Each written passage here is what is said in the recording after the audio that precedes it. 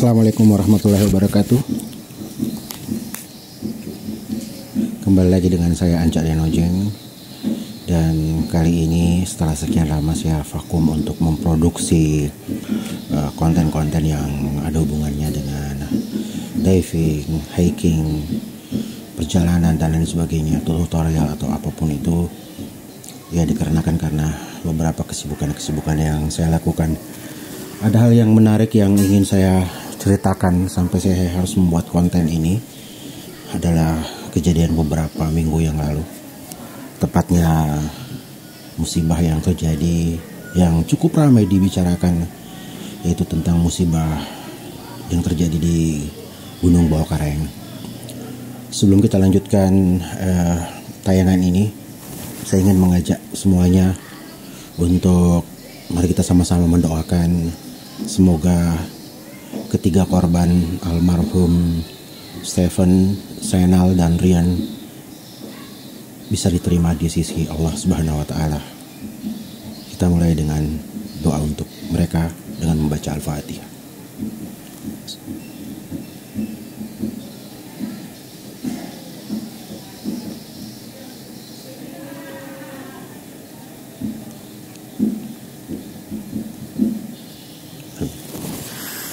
Ya, ini cukup lama saya memikirkan untuk membuat video ini dengan berbagai macam pertimbangan karena cerita kali ini melibatkan diri saya sendiri dan beberapa kemenangan saya. Jadi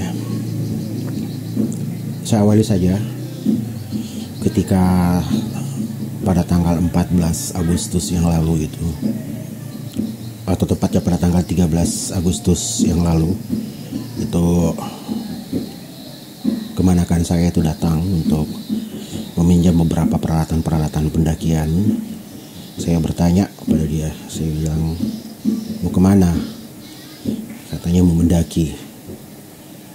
Saya bilang, saya agak ragu di situ karena mengingat setiap bulan Agustus pasti suasana cuaca di sana pasti biasanya ekstrim gitu. Saya sudah bilang sudah cukup persiapanmu untuk melakukan pendakian. Dia bilang, dia panggil saya Bapak Anca. Cukup Bapak Anca, sudah siap, ini sudah saya rencanakan, sudah persiapan, sudah berbulan-bulan katanya. Oke lah kalau begitu. Maka dia prepare lah beberapa peralatan.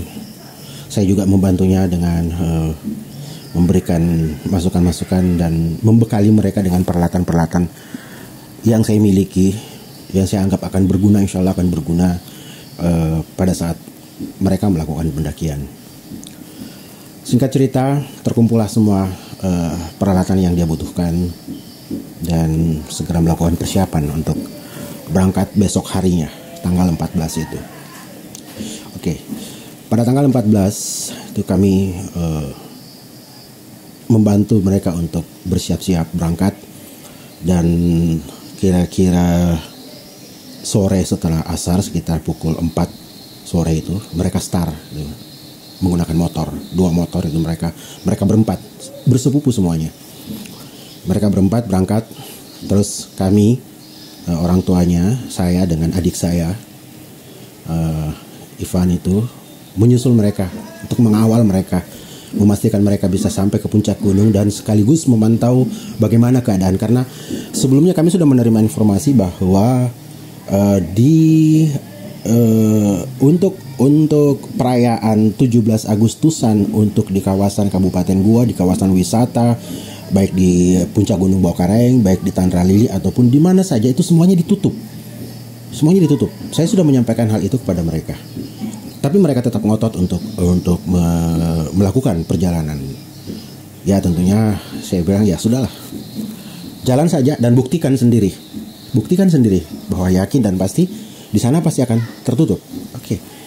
Mereka tiba di Kota Malino dan melaporkan, karena saya bekali mereka dengan alat komunikasi. Mereka melapor melalui grup yang kami buat. Mereka laporkan bahwa tidak ada penyekatan di Kota Malino. Oke, saya bilang kalau begitu tidak ada penyekatan, lanjut saja nak sampai ke Lembana. Nah, sampai ke pintu gerbang Lembana itu pintu gerbang yang di luar ya, masih di Bulu Balea ini. Mereka sempat masuk ke dalam. Masuk ke dalam sampai ke portal pos yang ada di dalam. Nah, disitulah mereka dicegat oleh para petugas gugus tugas COVID dan segala aparat yang telah disiapkan oleh pemerintah Goa waktu itu. Akhirnya mereka digiring keluar. Dia melapor melalui telepon, tanya, kami dicegat, kami tidak bisa masuk. Saya bilang, saya sudah memperingatkan kalian bahwa pasti akan dilarang. Terus mereka ngotot, mereka bertahan. Kalau begitu menyusul saja ke sini katanya. Oke, saya susul sampai ke Lembana. Pas kami datang di Bulu Balea itu, para petugas yang tadinya ada di bawah di portal, di pos jaga di bawah itu, mereka sudah naik untuk melakukan penyekatan lebih awal lagi. Jadi mereka naik pas di depan masjid setelah pintu gerbang Bulu Balea itu, mereka melakukan pos penjagaan di situ. Di pos tersebut mereka melakukan pencegatan pada seluruh pendaki yang akan masuk, termasuk anak-anak kami ini. Nah, tapi anak-anak kami yang namanya juga seorang masih jiwa muda begitu, dengan semangatnya mereka bertahan. Mereka bertahan dan mereka bilang bahwa kita tunggu. Nah, ini yang ramai dibicarakan gitu. Kita tunggu saat-saat mereka lengah. Saya bilang tidak akan mungkin mereka lengah. Mereka ini sudah menjalankan tugas. Dan mereka pasti akan bertahan sampai kalian pulang, gitu. Ini anak-anak kami ini sudah semakin berusaha mencari. Katanya ada banyak jalan tikus di sini. Dalam hati saya bilang dalam hati bahwa iya, saya alhamdulillah cukup lama juga berada di sana, mengelilingi, mengeksplorasi di daerah sana. Memang cukup banyak jalan tikus. Saya bertahan bahwa sudahlah, pulang sajalah. Kita nge-camp di mana gitu, ya kan? Ini terjadi sudah pukul 10 malam. Nah, akhirnya mereka tetap bertahan. Saya juga tidak mau memaksakan kehendak saya. Mereka katanya jauh-jauh datang, masa sih harus begini-begini. Oke, saya bilang kalau mau menunggu saja. Oke. Singkat cerita, waktu terus bergulir sampai pukul 12 malam gitu. Saat itulah angin sudah mulai kencang. Tanggal 14 Agustus ini di Bulu Balea, angin sudah mulai kencang, sudah menderu-deru. Jadi saya sudah mulai ragu begitu bahwa wah, ini bakalan tidak boleh ini. Apalagi kalau biasanya kalau angin sudah menderu-deru begitu di malam harinya itu, biasanya itu besok malamnya dan malam-malam berikutnya pasti akan lebih keras lagi, pasti akan lebih kencang lagi, pasti akan lebih ekstrim lagi. Saya membatin seperti itu. Oke, akhirnya saya menemani mereka sambil berusaha membujuk anak-anak ini untuk segera pulang saja. Tetapi ya sekali lagi namanya anak muda yang jiwanya memang kita sudah lama mempersiapkan bla bla bla segala macam. Akhirnya mereka memutuskan untuk mencari sendiri jalan tikus tersebut. Hampir 1 jam mereka mencari itu dan tidak juga menemukan. Saya bilang tidak mungkin kau temukan jalan itu. Itu hanya orang-orang yang benar-benar hafal jalan itu baru bisa mereka tembus. Kalaupun kau temukan pintu masuknya, belum tentu kau bisa lolos yang di dalam-dalamnya. Oke, setelah saya berpikir, saya panggil mereka semua, saya briefing mereka semua. Saya bilang, tujuanmu ini sebenarnya ke sini apa? Mendaki. Saya bilang tidak bisa. Kalau kau berjanji sama saya untuk tidak melakukan pendakian, kau hanya stay di kaki gunung, di Lembana atau di hutan pinus, terserah. Akhirnya mereka berjanji. Oke lah, nanti kita lihat katanya. Nah, sudah mulai ragu, nanti kita lihat. Anak-anak muda begini kalau bahasanya seperti itu udah pasti mereka bisa bakalan nekat. Oke lah, kalau begitu kau berjanji ya, saya pegang kata-katamu. Oke. Saya tidak akan menceritakan lebih detail lagi bagaimana mereka bisa lolos sampai ke dalam, tetapi akhirnya toh mereka bisa lolos. Akhirnya mereka tiba di Lembana. Pada waktu itu sudah pukul 1 lewat. Jam 1 lewat, hampir setengah 2. Setelah mereka melapor, saya bilang oke, sekarang kau nginap di salah satu rumah penduduk yang sudah biasa kami nginap di sana. Kau nginap di situ. Iya, oke, nginap. Janji ya, jangan mendaki besok. Saya bilang begitu, jangan mendaki besok. Mereka berjanji, iya. Oke, kami tenang. Oke, mereka sudah mencapai tujuannya untuk bisa ke sana dan sudah berjanji, itu kami pegang. Setelahnya kami pulang. Saya dengan adik saya, dengan istri adik saya, dan salah satu orang tua adik sepupu saya itu yang kebetulan ikut juga, anaknya juga ikut mendaki itu. Kami pulang lah. Kami pulang, perjalanan sepi gitu, karena saya juga agak heran waktu itu, kok ini suasana kayak lain gitu, nggak seperti biasanya, angin menderu-deru. Akhirnya kami pulang dan tiba di rumah sekitar pukul 3 dini hari. Kami istirahat dan pagi hari sekitar pukul 8 apa pukul 9 itu masuk WA itu dari anak-anak kami yang ada di sana di Lembana. Dia memotret keadaan di sekitar hutan pinus. Bapak Panca di sini ramai sekali, tim SAR ada, cuaca sangat mendukung, pendaki banyak. Kami memutuskan untuk naik. Wah, saya langsung, iya memang pagi ini, saya membatin lagi. Iya memang pagi ini memang cuaca cerah. Tapi malam, sore malam yakin pasti akan hujan lagi, pasti akan angin lagi. Tetapi ya kalau mereka sudah memutuskan seperti itu, oke lah. Saya bekali mereka, saya bilang periksa semua perlengkapanmu, perlengkapan pribadi, perlengkapan kelompok, pokoknya seluruh, ransum, alat komunikasi, periksa semuanya baik-baik. Baru melakukan pendakian. Dan sebelum mendaki, kontak kami dulu di sini. Akhirnya mereka ikuti arahan saya karena saya sudah jujur tidak bisa lagi menghalangi mereka. Setelah saya merasa yakin bahwa seluruh peralatan pendakian itu sudah saya bekali mereka, akhirnya bismillah mereka naik. Jam 10, jam 11, 12, 1, 2, 3, 4, pukul 5 sore. Mereka mengirim foto. Pukul 5 sore, tanggal 15 Agustus 2021. Mereka mengirim foto sudah berada di pos 6. Pos 6, dia mengirim foto. Dia bilang, cuaca cerah, kami sudah di pos 6. Saya lihat waktu jam 5. Kamu ngapain? Start jam 10, jam 6 sore, masih ada di pos 6.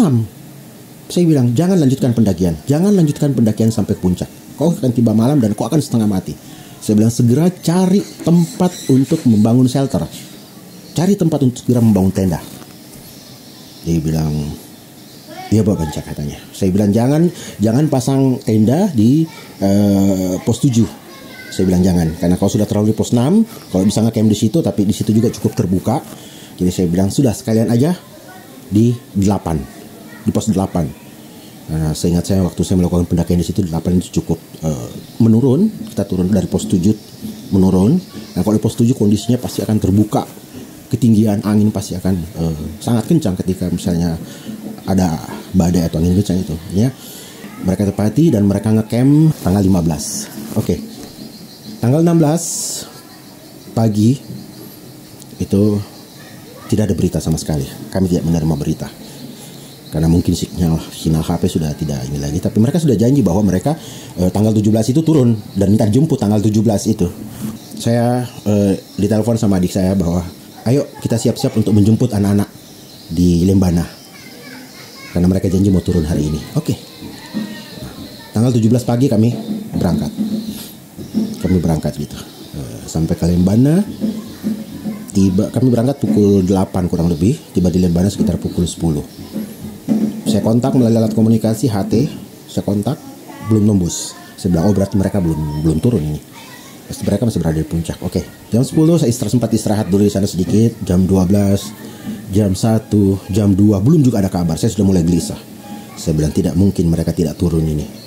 Harus mereka turun. Jadi akhirnya sampai jam 5 sore saya sudah tidak tahan lagi. Saya harus segera mengambil tindakan. Saya bersama adik saya dengan istri saya itu ke starting point untuk mengecek teman-teman di keberadaan di sana. Karena pada waktu tiba di Lembana saya langsung masuk ke rumah penduduk yang biasa kami tempati.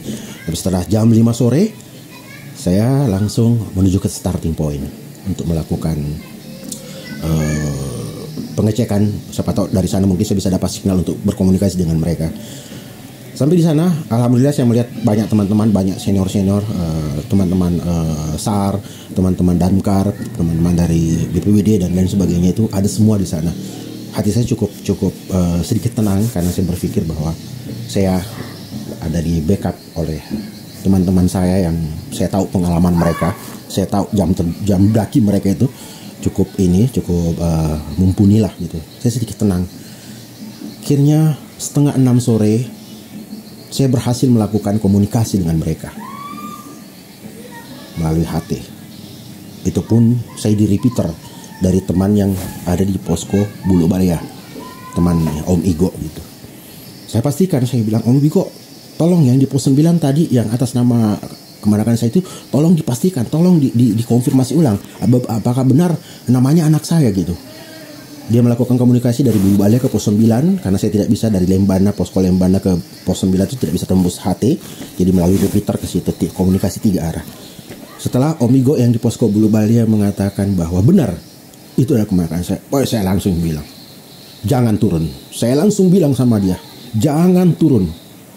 Kau ngecamp di situ karena waktu itu sore itu hujan sudah mulai turun.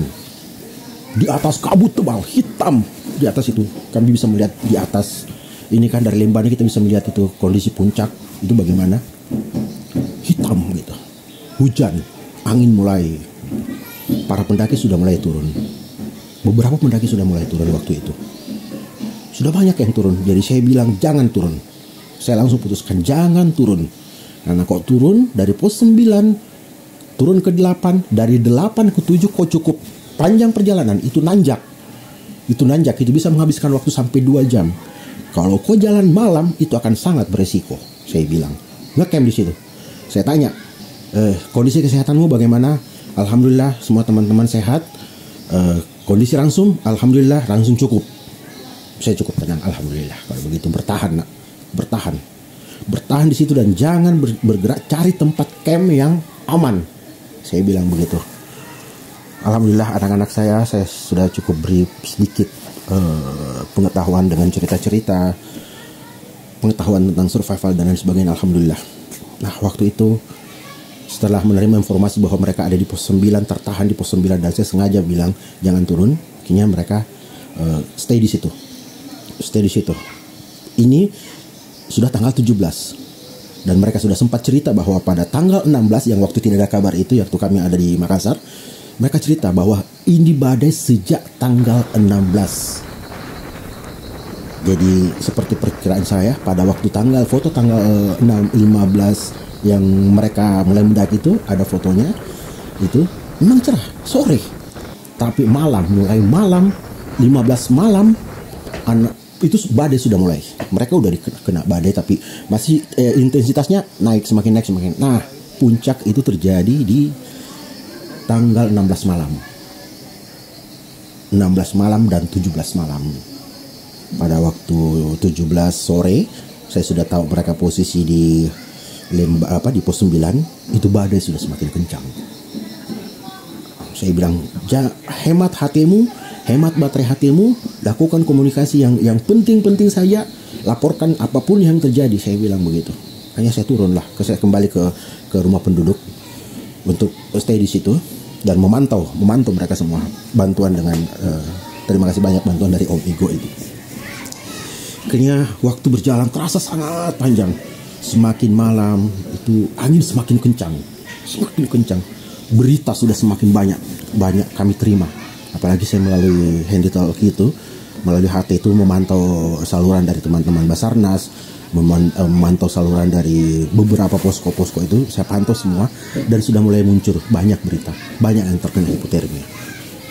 Saya sudah semakin ini, tapi saya sudah bilang bahwa mereka sudah berada di tempat ngecampnya mereka dan langsungnya mereka aman.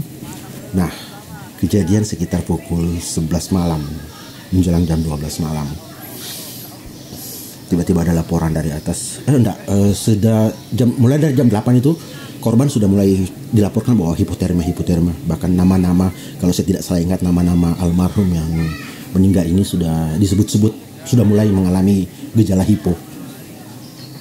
Akhirnya pada tanggal 17 malam itu, jam 12 malam, saya terima lagi laporan dari mereka bahwa salah satu dari kemenangan kami ini sepupunya itu sudah mulai gejala hipotermia. Paniklah semua. Saya berusaha menenangkan diri, saya berusaha bantu mereka melalui komunikasi, melalui HT. Saya bilang ikuti prosedur, jangan sampai kau basah, katanya hujan deras di sini, tenda kami banjir, bla bla. Saya sudah semakin kalut. Saya bilang, oke, bertahan kok di tenda. Saya melaporlah ke posko Basarnas. Saya bilang saya harus melapor ini. Akhirnya saya berkoordinasi dengan teman-teman Basarnas, saya melaporkan keadaan anak-anak kami yang ada di pos 9, dan mereka bilang dari tadi Pak kejadian seperti begini. Kami belum bisa melakukan apa-apa karena teman-teman yang berposko di pos 10 itu tidak bisa turun ke pos 9 karena badai. Teman-teman yang dari pos 7, pos 8, pos 5 tidak bisa juga naik. Jadi harus stay semua di tempat, bertahan menunggu badai reda. Itu keputusan dari teman-teman Basarnas. Saya bilang oke, saya sekedar melaporkan saja bahwa ada kondisi seperti begini di atas. Dibilang iya Pak, sudah banyak ini yang mengalami hipotermia di atas. Oke, setelah begitu saya kasih tenang adik saya kasih tenang, keluarga saya kasih tenang semuanya. Sedang insya Allah kita berdoa saja mudah-mudahan anak-anak kita ini bisa melewati badai malam ini. Saya bilang begitu. Kita bersyukur karena kondisi mereka laporkan tadi masih alhamdulillah sehat, kecuali yang ada yang gejala hipotermia itu, dan saya sudah memberikan penyampaian bahwa masuk ke dalam tenda, bertahan dalam tenda, nyalakan kompor dalam tenda, pakai semua alat pertahanan diri dari cuaca dingin, pakai semuanya, di dalam tenda saja. Jangan berani keluar, jangan bergerak, di situ saja terus. Dan yang paling penting komunikasi terus. Sudahlah, waktu berjalan kami semakin khawatir. Badai tidak kunjung reda, sampai subuh tidak kunjung reda juga. Akhirnya alhamdulillah badai mereka bisa lalui. Pagi itu mereka melapor. Dia mengatakan bahwa kondisi kami sekarang ini sudah letih. Rangsum kami tinggal 1 kali makan. Keputusan kami, katanya waktu itu, pada waktu itu saya bilang kalau rangsum kurang, makan saja dulu, nanti saya dengan beberapa teman-teman akan rencana mengantarkan mereka rangsum sampai atau menjemput mereka entah di pos 5, entah di pos 7, dimanapun mereka bisa ini sepanjang kondisi cuaca mendukung ya waktu itu. Akhirnya karena hujan juga sudah mulai reda tapi angin masih ada, saya bilang sudah bertahan saya di situ. Akhirnya mereka rupanya ada pendaki lain, seorang senior dari Mapala, salah satu universitas terkenal di sini, itu datang menemani mereka, malam harinya datang ke situ, dan melalui senior itulah mereka dianjurkan untuk turun lewat jalur lain, lewat Tasosok, Sinjai. Nah, karena jalur di situ relatif menurun terus. Pertimbangan mereka ketika mereka memutuskan untuk turun melalui jalur umum yang menuju ke Lembana kembali, mungkin dari 9 ke 8 iya menurun terus. Tapi 8 ke 7 itu naik terus. Dan bisa memakan waktu kalau santai, apalagi dalam kondisi fisik yang lemah, dalam cuaca yang ekstrim, mereka bisa saja kewalahan di situ. Dari 8 ke 7 itu yang mereka jadikan pertimbangan. Dan alhamdulillah saya yakin itu adalah pertimbangan yang sangat tepat waktu itu. Sudahlah, setelah mereka memutuskan untuk lewat Tasosok, saya bilang oke, kalau memang itu keputusan kamu, karena kamu semua di sana yang tahu betul kondisimu, dan kalau memang ada orang yang sudah pernah pengalaman turun lewat jalur itu, oke, turunlah lewat situ. Saya bilang nanti saya jemput di Tasosok. Gitu. Akhirnya kami melakukan persiapan. Saya bilang jangan bergerak sebelum sarapan ya. Kalau mau bergerak juga harus melapor. Saya bilang begitu. Oke. Akhirnya mereka bergerak sekitar jam 9:30 mereka melapor. Kami sudah makan, kami sudah siap untuk bergerak. Kami sudah siap untuk turun. Oke, kalau begitu saya bilang bismillah, turun saja. Mereka turunlah, berita tentang korban hipotermia semalam, tanggal 17 malam itu sudah mulai mengalir turun. Bahkan sudah muncul berita yang paling pertama, berita adalah 1 orang korban ditemukan gitu kan. Tapi perhatian saya waktu itu tidak terfokus ke situ. Saya fokus kepada keselamatan anak-anak kami. Akhirnya saya bilang oke, estimasi waktu dari pos 9 ke Tasosok itu sampai ke base camp di bawah itu perkiraan sekitar 4 sampai 5 jam. Paling lambat 5 jam. Jadi saya bilang oke, 2 jam ke depan setelah mereka turun baru kita susul mereka. Karena kendalanya adalah kalau mereka lewat Tasosok, kami sudah tidak akan bisa lagi melakukan komunikasi baik melalui HT maupun melalui handphone karena signal. Okay. Kami akan bisa melakukan lagi komunikasi lewat HT kalau kami ke Tasosok. Gitu. Okay. Mereka turun jam 10 tepat. Kami setelah makan sarapan, kami harus juga mempersiapkan diri. Saya juga mempersiapkan peralatan-peralatan yang masih tersisa sama kami, kompor dan lain sebagainya masih ada. Oke, setelah jam 12 makan dan melakukan persiapan, berangkatlah kami lewat jalur darat keluar ke Sinjai, masuk di Kanreapia, belok masuk sampai ke dalam, sampai tembus ke Tasoso. Alhamdulillah kami tiba di Tasoso itu sekitar pukul setengah 2 lah, kurang lebih setengah 2, jam 2 lah kurang lebih seperti itu. Saya segera melapor kepada posko SAR yang ada di sana. Ada teman-teman dari dinas sosial juga saya lihat di sana, beberapa teman-teman mendaki dari Sinjai.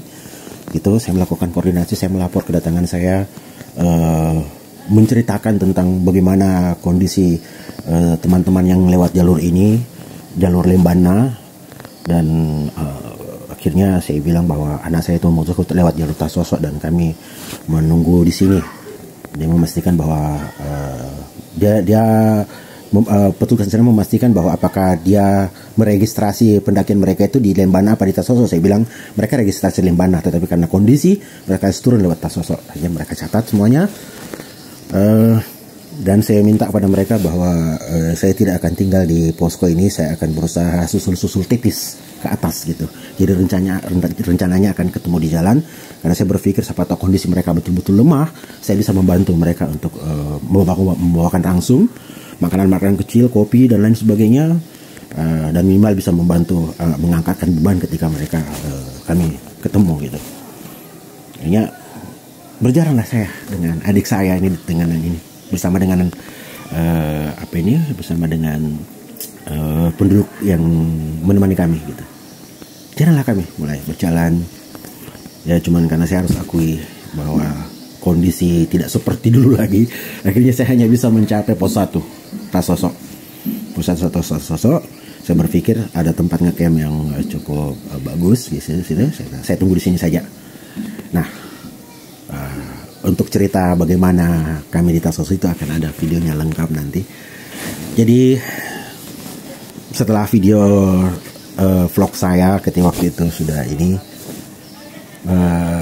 saya sedikit mengambil sebuah kesimpulan bahwa setelah mereka turun itu, mereka menceritakan bagaimana pengalaman mereka, dan rupanya mereka itu gagal muncak.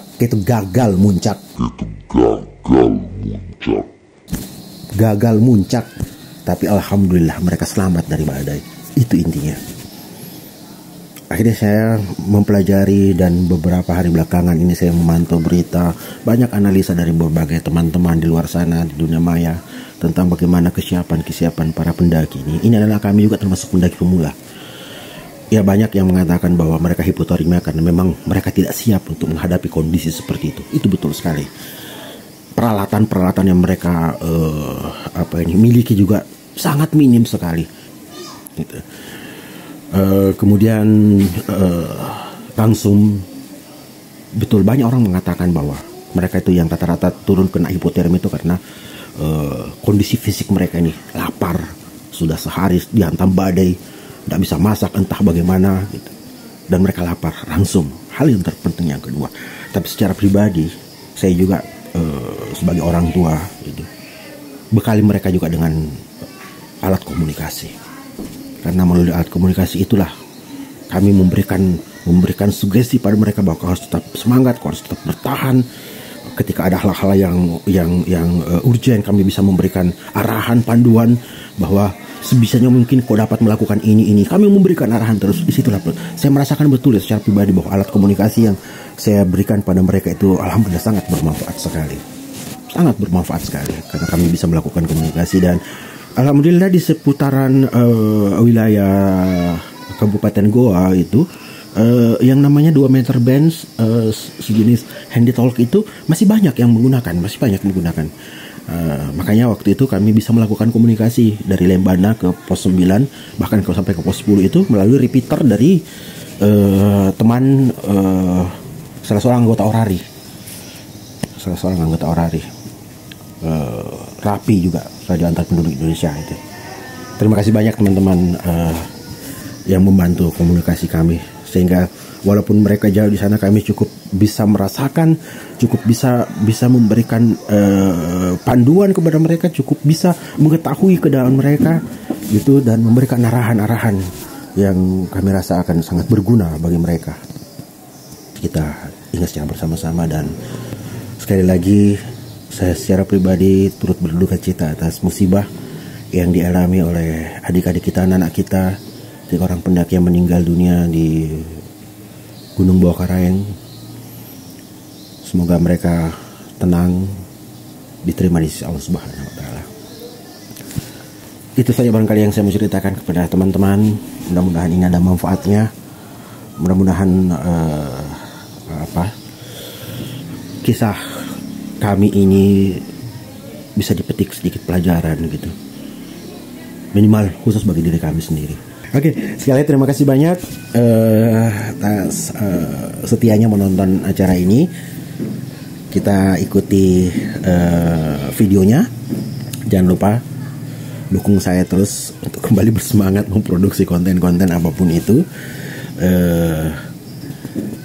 Ya, jangan lupa subscribe, like, komen boleh. Saya buka komennya.